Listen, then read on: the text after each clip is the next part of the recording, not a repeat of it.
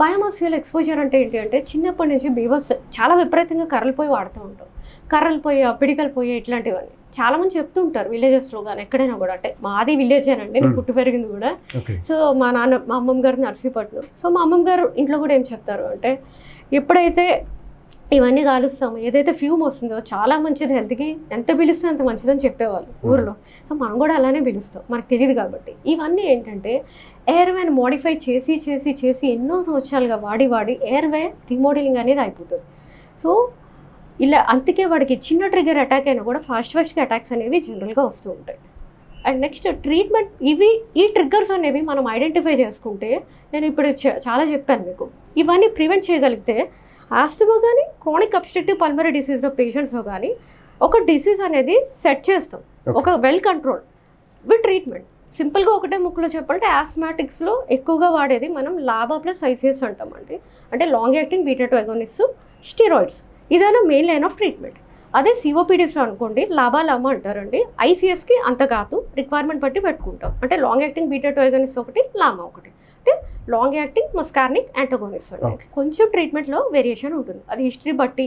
మనం pulmonary function test కూడా ఇక్కడ చేస్తాం మన కిమ్స్ హాస్పిటల్లో, దాన్ని బట్టి కూడా మనకి చాలా హెల్ప్ అవుతుంది. ఏదైతే asthma chronic obstructive pulmonary disease ఉందో ఈ రెండిట్లో మనం కలిపి ఆబ్స్ట్రక్టివ్ ఎయిర్వే డిసీజ్ కింద కేటగిరైజ్ చేస్తామండి. ఇవన్నీ కూడా దాంట్లోనే వస్తాయి. సో మనం చాలా వరకు ఒకటి ట్రీట్మెంట్ పార్ట్తో, నెక్స్ట్ పేషెంట్ ఎడ్యుకేషన్, అవగాహన. సో వాళ్ళకి తెలియాలి, మనకి తెలియాలి. మనం నా దగ్గర వచ్చే ప్రతి పేషెంట్కి నేను టెక్నిక్ నేర్పిస్తాను. ఫస్ట్ థింగ్ టెక్నిక్ నేర్పిస్తాను, how to use the inhaler. చాలామంది ఏంటి అంటే పెట్టుకుంటారు, కొట్టుకుంటారు అంటారు, అది తప్పండి. యాక్చువల్లీ ఇన్హేలర్ టెక్నిక్ అలా కూడా చేయరు. సో జనరల్గా ఏంటంటే ఇన్హేలర్ టెక్నిక్ గురించి కూడా నేను ఒక 2 పాయింట్స్ చెప్పాలి అనుకుంటున్నాను. ఒక ఇన్హేలర్ ఉంది అనుకోండి, ఫర్ ఎగ్జాంపుల్ ఫస్ట్ మనం బాగా షేక్ చేయాల్సి వస్తుంది. బాగా షేక్ చేసిన తర్వాత సపోజ్ ఇప్పుడు నాకు ఏదో కాల్ వచ్చిందమ్మా, బయటికి వెళ్ళి వచ్చాను, మళ్ళీ షేక్ చేయాలంటే చేయాలి. వాడే ప్రతిసారి ముందు మీటర్ డోస్ ఇన్హేలర్ అనేది మనం షేక్ చేయాల్సి వస్తుంది. సో షేక్ చేయండి, మూత తీయండి, పైకి పెట్టండి, ఏదైతే ఓపెనింగ్ వస్తుందో అది పైకి పెట్టండి. నెక్స్ట్ ఏం చేయాలంటే మన లోపల ఉన్న గాలి మొత్తం బయటకు వదిలేసేయాలి.